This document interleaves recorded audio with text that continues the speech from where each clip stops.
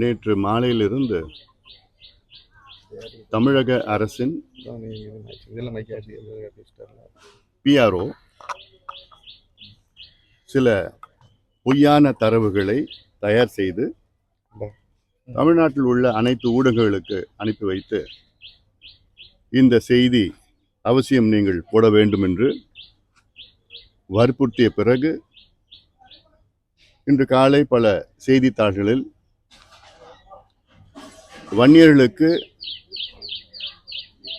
கல்வியிலும் வேலைவாய்ப்பிலும் 10.5 விழுக்காடுக்கு மேல் வந்திருக்கிறது என்று பல ஊடகங்களில் பொய்யான செய்திகளை வெளியிட்டிருக்கின்றார்கள். இதை நாங்கள் வன்மையாக கண்டிக்கின்றோம். இது ஒரு அரசாங்கம் செய்வது என்பது எங்களால் ஏற்றுக்கொள்ள முடியவில்லை. இது ஏதோ ஒரு அரசியல் கட்சி செய்தால் இது வேறு. தமிழக அரசு இது செய்து கொண்டிருக்கிறது என்று பார்த்தால் இது என்னை பொறுத்த வரைக்கும் இது ஒரு மோசடி, இது ஒரு கோழைத்தனம். It is pure cowardice of the chief minister and the DMK government. இந்த தரவுகளில் சில தரவுகள் 3 ஆண்டுகள் கணக்கெடுத்திருக்கின்றார்கள், சில தரவுகள் 10 ஆண்டுகள் எடுத்திருக்கின்றார்கள். அதில் முக்கியமானது TNPSC group A group B தரவுகளே கிடையாது. குரூப் சி குரூப் டி, அதில் அதிகமாக குரூப் டி. இதில் சில தரவுகள் 3 ஆண்டுகளில் வன்னியர்களுக்கு 10 விழுக்காடு கிடைத்திருக்கிறது. அதில் சில தரவுகள் என்ன, கான்ஸ்டபிள் கிளர்க் வேலை, இதுல 10% கிடைச்சிருக்குது. ஆனா இதுல குரூப் ஏல எவ்வளோன்னு இது வரைக்கும் வெளியில சொல்லல, குரூப் பில ஒன்னும் சொல்லல. அப்போ அவளுக்கு வேண்டுமென்று இந்த சமுதாயத்தை இழிவுபடுத்த வேண்டும்.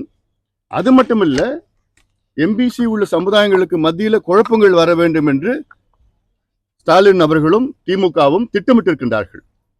இது எவ்வளவு பெரிய ஒரு மோசடி பாருங்க. எங்களுடைய நோக்கம் 20% எம்பிசிக்கு எல்லாத்துக்கும் வரணும், வேலை கிடைக்கணும், கல்வி கிடைக்கணும். அதுக்காக தான் நாங்க போராடணும், நாங்க பாடுபட்டோம், நாங்க உயிர் இழந்தோம், நாங்க ஜெயிலுக்கு போனோம். இன்னும் வழக்கு எங்க மேல இருக்கு. எல்லாத்துக்கும் நியாயம் கிடைக்கணும், எல்லாத்துக்கும் நீதி கிடைக்கணும். ஆனா ஒரு பொய்யான செய்திகளை வேண்டுமென்றே பரப்பி கொண்டிருக்கின்றார். இன்னொன்னு, 4 நாட்களுக்கு முன்புதான் தமிழக அரசு தமிழ்நாட்டினுடைய பிற்படுத்தப்பட்ட ஆணையம் பேக்வர்ட் கிளாஸ் கமிஷனுக்கு இன்னும் ஓராண்டு காலத்தை நீடித்து கொடுத்திருக்கிறது, எக்ஸ்டென்ஷன் கொடுத்திருக்கிறார்கள். என்ன எதுக்கு கொடுத்திருக்காங்க தெரியுமா? எக்ஸ்டென்ஷன் தரவுகள் சேகரிக்கிறது. எதுக்கு தரவுகள்? வன்னியர்களுக்கு உள்ஒதுக்கீடு எவ்வளவு கொடுக்கலாம் என்று தரவுகள் சேகரிக்க ஓராண்டு காலம் எக்ஸ்டென்ஷன் கொடுத்திருக்கிறது தமிழக அரசு 4 நாட்களுக்கு முன்பு. இந்த 4 நாட்களுக்கு பிறகு இவ்வளவு தரவுகள் வெளியிட்டு கொண்டிருக்கின்றார்கள். அதுவும் கோழைத்தனமா. ஏன் நீங்க நியாயமா வெளியிடுங்களேன். யார் மூலயமோ போட்டு, யாரோ ஆர்டிஐ வச்சு பண்ண மாதிரியும் இப்படி எல்லாம் சொல்லி இது செய்யறதுல நிச்சயமா நியாயம் கிடையாது. இந்த சமுதாயம், வன்னியர் சமுதாயம் கூலி தொழிலாளர் சமுதாயம், ரோடு போடுற சமுதாயம், அதிகமா மது குடிக்கிற சமுதாயம், கல்வி இல்லாத சமுதாயம், வேலை இல்லாத ஒரு சமுதாயம். அந்த கண்ணோட்டத்துல முதலமைச்சருக்கு பார்க்க தெரியல. கலைஞரா இருந்ததுன்னா நிச்சயமா பார்த்திருப்பார். ஆனா இவருக்கு அது தெரியல. சமூக நீதினா என்னன்னு தெரியல. தமிழ்நாட்டில் மிகப்பெரிய ஒரு சமுதாயம் வன்னியர் சமுதாயம்னா இது பின்தங்கி இருக்கிறது, பாதாளத்தில் இருக்கிறதுனா அந்த சமுதாயத்தை எப்படி முன்னேற்றலாம், எப்படி கல்வி கொடுக்கலாம், எப்படி வேலை கொடுத்தாதான் தமிழ்நாடு முன்னேறும். அந்த கண்ணோட்டம் கூட முதலமைச்சருக்கு இல்லை. முழுமையிலும் ஏதோ ஒரு அரசியலா பார்த்துட்டு இருக்கிறார். இது நிச்சயமா சரியான போக்கு கிடையாது. ஒரு முதலமைச்சருக்கு அழகு கிடையாது. அதுவும் கட்சி செய்தா பரவாயில்ல, ஏதோ இப்படி குழப்பம் பண்ணா பரவாயில்ல. அரசாங்கம் ஒரு குழப்பம் பண்ணத்துல எனக்கு புரியல. எம்பிசி 20 விழுக்காடு, எம்பிசியில 115 சமுதாயங்கள் இருக்கிறது. இந்த 115 சமுதாயங்களில் 114 சமுதாயம் 6.7 விழுக்காடு மக்கள் தொகையில் கணக்கு. மீதி இருக்கிற ஒரு சமுதாயம் அதாவது 115ல் 114 சமுதாயங்கள் ஒட்டுமொத்தமா சேர்த்தா தமிழ்நாட்டின் மக்கள் தொகையில் 6.7 விழுக்காடு. அதில் ஒரு சமுதாயம், வன்னிய சமுதாயம் மட்டும் பாத்தீங்கன்னா 14 விழுக்காடு. ஒரு சமுதாயம் 14 விழுக்காடு, மீதி இருக்கிற 114 சமுதாயங்கள் 6.7 விழுக்காடு. இது தரவுகள், இது ஜஸ்டிஸ் ஜனார்தனம் கொடுத்த தரவுகள்.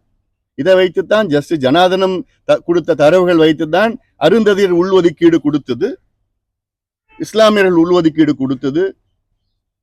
அதற்கு முன்பு அம்பாசங்கர் தரவுகள் வைத்துதான் 20 விழுக்காடு எம்பிசி உருவாக்குனது. அந்த தரவுகள் அடிப்படையில் தான் நான் சொல்கின்றேன் என்று. 14 விழுக்காடு ஒரு சமுதாயம் இருக்கிறது, ஆனா 10 விழுக்காடு வாங்கிட்டாங்க, 10 விழுக்காடு வாங்கிட்டாங்க, 10 வாங்கிட்டாங்கன்னு ஒரு பொய்யான செய்தியை திருப்பி திருப்பி சொல்றதெல்லாம் இது அரசுக்கு நல்லது கிடையாது, ஸ்டாலின் அவர்களுக்கு நல்லது கிடையாது.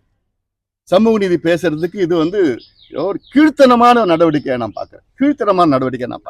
கடந்த 30 ஆண்டு காலமாக எந்தெந்த சமுதாயத்திற்கு என்ன வேலை கிடைச்சது, என்ன படிப்பு கிடைச்சது, அந்த ஒரு வெள்ளை அறிக்கை விடுங்க.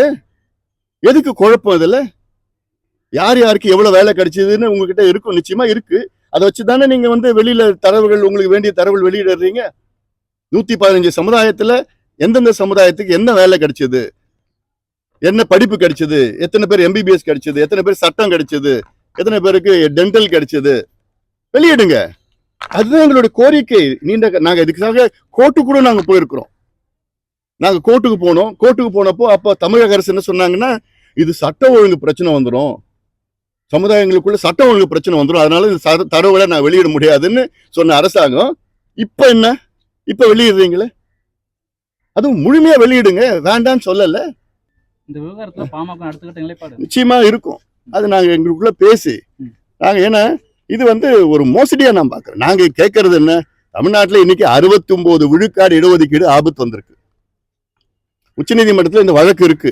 என்னைக்கு வேணாலும் உச்சநீதிமன்ற நீதிபதிகள் இந்த வழக்கு எடுத்தாங்கன்னா, தமிழ்நாட்டுல தரவுகள் இல்ல, ஜாதிவாரி கணக்கெடுப்பு நடத்தல அப்படின்னு சொல்லிட்டு ஒட்டுமொத்தமான 69 விழுக்காடு இடஒதுக்கீடு ரத்து பண்ண வாய்ப்பு இருக்கு, நிச்சயமா வாய்ப்பு இருக்கு. அப்படி ஒரு கட்டத்துல ரத்தாச்சுன்னா அதுக்கப்புறம் நடக்கிறது வேற. அடுத்த நிமிடம் திமுக அரசு கவுழும், அடுத்த நிமிடம் பதவியிலிருந்து ஓடி போயிடணும். அதெல்லாம் சாதாரண பிரச்சனை இல்ல. அதெல்லாம் அதுதான் நான் தொடர்ந்து சொல்லிட்டு வரேன். நான் எடுங்க, கணக்கெடுப்பு நடத்துங்க. பீகார்ல நடத்தினாங்களே, பீகார்ல அதிகாரம் இருக்குது இல்லைன்னு எப்படி சொல்ல முடியும் நீங்க? பீகார்ல அதிகாரம் இருக்கு, எடுத்தாங்க. பீகார்லுடைய உயர் நீதிமன்றம் அதை ஏத்துக்கிட்டாங்க, இந்தியாவோட உச்ச நீதிமன்றமும் அதை ஏத்துக்கிட்டாங்க, அந்த கணக்கெடுப்பு எடுத்துக்கிட்டாங்க. ஆந்திராவில் எடுத்துட்டாங்க, தெலுங்கானாவில் எடுத்துருக்காங்க, கர்நாடகாவில் எடுத்து முடிச்சுட்டாங்க, ஒரிசால எடுத்துட்டு இருக்காங்க, ஜார்க்கண்ட்ல எடுத்துட்டு இருக்காங்க. அப்போ இவ்வளவு மாநிலங்கள்ல அவங்களுக்கு என்ன அதிகாரம் இல்லையா? என்ன இருக்கு, உங்களுக்கும் அதிகாரம் இருக்கு. இந்தியன் ஸ்டாட்டிஸ்டிக்கல் ஆக்ட் 2008 படி பஞ்சாயத்து தலைவருக்கு அதிகாரம் இருக்கு, முதலமைச்சருக்கு இருக்காதா என்ன? அந்த அதிகாரத்தை பயன்படுத்தி இந்த கணக்கெடுப்பெல்லாம் நடத்தி எந்தெந்த சமுதாயத்துக்கு கிடைக்கலையோ, 30, 40, 50 ஆண்டுகள் எந்தெந்த சமுதாயத்துக்கு வேலை வாய்ப்பு இல்லையோ, எந்தெந்த சமுதாயத்துக்கு கல்வி இல்லையோ, அந்த சமுதாயத்திற்குல இந்த கணக்கெடுப்பு நடத்தி அவங்களுக்கு கொடுக்கணும். அதுதான் சமூக நீதி, அதுதான் எங்களுடைய நோக்கமே. இது ஏதோ வன்னியர் பிரச்சனை, இது ஏதோ ஒரு தாழ்த்தப்பட்ட பிரச்சனை, பட்டியலின் பிரச்சனை கிடையாது. இது சமூக நீதி பிரச்சனை. அமைச்சருக்கு இது முதல்ல புரிஞ்சுக்கணும். இது இது பிற்காலத்துல அவங்களுக்கு தான் இது பாதகமா வரும்னு. பிற்காலம்னா ரொம்ப காலம் கிடையாது, 18 மாசத்துல தேர்தல் வருது. தேர்தல் நேரத்துல தெரியும் அவங்களுக்கு. நெருப்புல கை வச்சிருக்கிறாங்க, அக்னி சுட்டுடும். இல்ல இப்போ ஒண்ணு, தமிழ்நாட்டுக்கு கடந்த ஆண்டு இப்போ வந்தது, இப்போ இந்த மாவட்டத்துல தான் கடந்த ஆண்டு மிகப்பெரிய ஒரு வெள்ளம் வரலாறு காணாத வெள்ளம் வந்தது. காயல்பட்டினத்துல ஒரே நாள்ல 925 மில்லிமீட்டர் மழை பெஞ்சது, கடுமையான வெள்ளம்.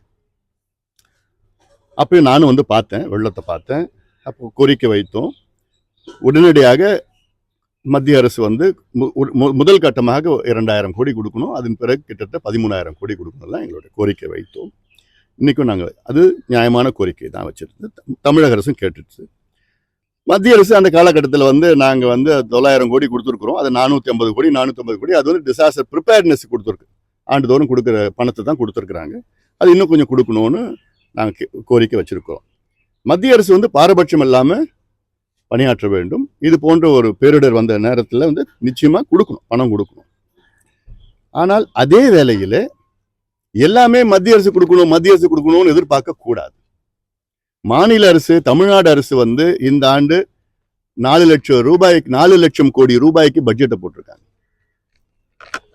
4,12,000 கோடி ரூபாய்க்கு பட்ஜெட்டை போடுற தமிழக அரசு அதுல ஒரு 2,000 கோடி ஒதுக்க முடியாதா? பேரிடருக்கு முன்னெச்சரிக்கை நடவடிக்கை எடுக்க முடியாதா? அப்ப எதுக்கு நீங்க பட்ஜெட்டை போடுறீங்க? நீங்களும் உங்க பட்ஜெட்ல ஒரு ஒதுக்கீடு செய்யணும். ஏதோ பிரச்சனை, ஏதோ காலநிலை மாற்றம், பருவநிலை மாற்றம்னு அது எல்லாருக்கும் தெரிஞ்சதுதான். இப்போ இது நடந்துட்டு இருக்கு, இன்னும் மோசமா வரப்போகுது. அப்ப அடுத்த கட்டம் நிச்சயமா இதோட பெரிய வெள்ளம் வரும், இதோட பெரிய வறட்சி வரப்போகுது, குடிநீர் பிரச்சனை வரப்போகுது, எல்லாமே இருக்கு. அப்போ என்ன செய்யணும்னா முன்னெச்சரிக்கை நடவடிக்கைகளுக்காக, திட்டங்களுக்காக ஒண்ணு, இது போன்ற பேரிடர்களுக்காக தனி நிதி ஒதுக்கீடு செய்யணும். அதான் நல்ல நிர்வாகம். வீட்டம்மா வர சொன்னாங்க, கூப்பிட்டாங்க, நான் வந்தேன். நான் முருகனை பார்த்தேன். எல்லாரும் உங்களுக்கு எல்லாத்தையும் சேர்த்து தான் நான் வேண்டிக்கிட்டேன். நான் ஒருவேளை பாஜக கூட தமிழகத்துல பெரிய கட்சியா நீங்க தான் இருக்கீங்க, அதனால எல்லாம் நான் இப்போ அதுக்கு முன்பு நான் திருப்பதி நான் போயிருக்கிறேன், பழனி போயிருக்கிறேன், நான் எல்லா கோயிலுக்கு போயிட்டு இருக்கிறேன், கேரளாவில் போயிருக்கேன், அனைத்து கோயிலுக்கு போயிருக்கிறேன். அதெல்லாம் நீங்களே சொல்ற செய்தி, அதெல்லாம் எனக்கு அப்படி என்னன்னு கூட தெரியல. எனக்கு முருகன் வந்து என்னை கூப்பிட்டாரு, நான் வந்தேன், அவ்வளவுதான். உள்ளாட்சி தேர்தலுக்கான வேண்டுதல் எப்படி இருக்கு? உள்ளாட்சி அதாவது திடீரென்று அறிவிக்க கூடாது, ஒரு கால அவகாசம் கொடுக்கணும். ஏன்னா உள்ளாட்சி தேர்தல் பொதுவா 2 நாளுக்கு முன்பு அறிவித்து 2 நாளுக்கு பிறகு நாமினேஷன் சொல்லுவாங்க. அது வந்து அது போன்ற இதெல்லாம் இருக்கக்கூடாது. அது வந்து முறையா அறிவிக்கணும். அது நாங்க அது தயார் நிலையில இருக்கிறோம், பாட்டாளி கட்சி தயார் நிலையில இருக்கிறது.